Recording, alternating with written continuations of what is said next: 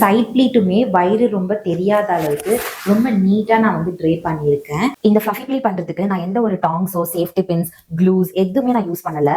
Border நல்லா பெர்ஃபெக்ட்டா வெளியில விசிபிள் ஆகிறதுக்கும் இப்ப நான் ஒரு சூப்பர் டிப் உங்களுக்கு சொல்ல போறேன். ஹிப் ப்ளீட் நீங்க எடுக்கும் போது ஃபர்ஸ்ட் பின்னே நீங்க பார்டருக்கு தான் பண்ணணும். ஸ்லாண்டிங்கா கொண்டு வந்ததுக்கு அப்புறம் இப்போ ஒரு சேஃப்டி பின் வச்சு பின் பண்ண போறேன். இப்போ ப்ளீட் கிரியேட் பண்றதுக்கு இந்த கேப்ல இருக்க ஃபேப்ரிக்கை தான் ஃபோல்ட் பண்ணி கிரியேட் பண்ண போறேன். வச்சுக்கிட்டீங்கன்னா இப்படி ஃபோல்ட் பண்ணும்போது ஆட்டோமேட்டிக்காவே இங்க ஸ்லைட்டா வந்து உங்களுக்கு ப்ளீட் வந்து கிரியேட் ஆகும்.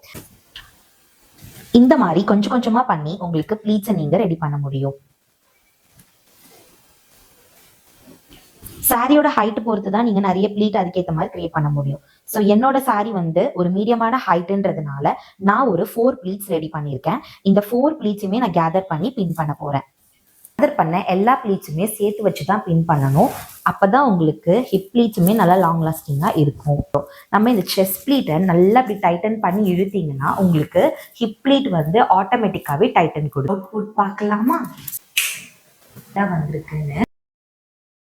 சைட் ப்ளீட்டுமே வயிறு ரொம்ப தெரியாத அளவுக்கு ரொம்ப நீட்டா நான் வந்து ட்ரே பண்ணியிருக்கேன்.